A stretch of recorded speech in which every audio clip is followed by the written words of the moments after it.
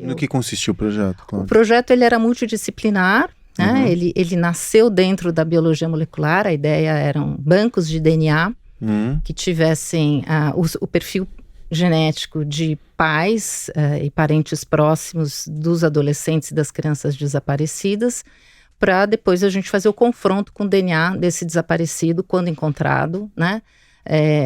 Ossada, enfim, um cadáver, ou encontrado depois de muitos anos, desde que não fosse possível a identificação rápida facial. Vocês já tiveram casos de encontrar vivos esses desaparecidos? Sim, a gente teve encontros de vivos, de cadáveres, principalmente, né?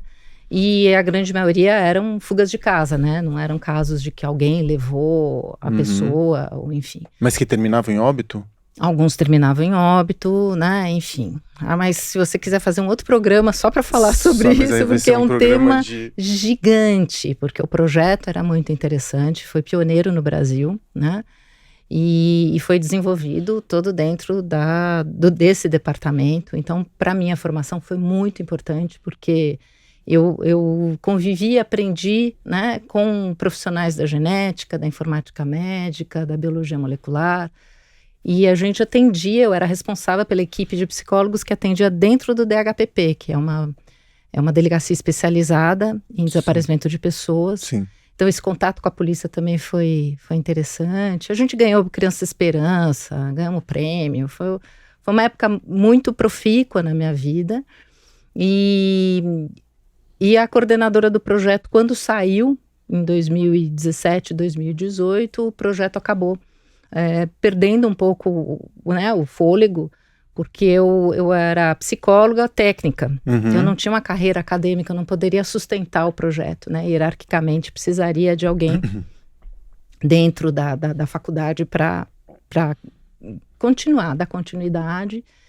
E quando ela saiu, eu também já comecei, foi neste momento, né, que até estava conversando, eu tenho uma sobrinha, que trabalhava numa loja ali na Gabriel Monteiro da Silva. Eu parei para conversar com ela, para tomar um café, e ela falou: e aí, Cax, como é que tá a vida? Eu falei: ai, Lu, tô meio assim, não sei o que eu faço, o projeto tá minguando e tal.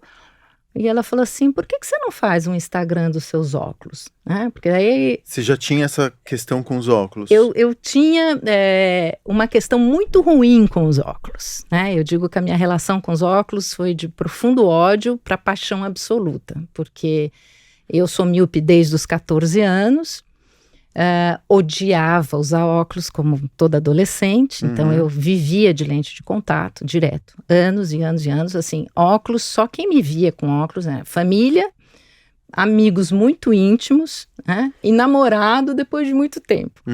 Mas era uma coisa que eu detestava, então eu não investia. Naquela época também, os óculos eram de tartaruga ou de metal, um design, né? Não tinha uma coisa voltada para o jovem ou para uma coisa mais estilosa, era um design quase muito funcional, né? Exatamente, né? Muito sem graça. Então, para mim, os óculos sempre foram uma coisa complicada esteticamente. Eu me senti horrorosa de óculos. E eu acho que as coisas começaram a mudar quando eu tive um problema nos meus olhos. Eu não podia mais usar lentes de contato, eu tinha que usar óculos. Falei, bom, então, né, já que é assim, que eu vou ter que usar permanentemente. Então eu vou usar mesmo, né?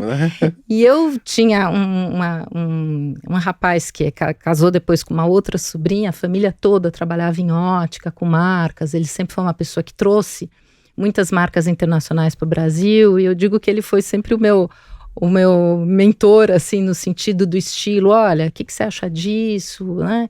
Então eu comecei a ousar um pouco mais a partir, obviamente, de uma influência de alguém que conhecia um pouco mais do que eu, que estava sempre habituada com sempre aquele estilo.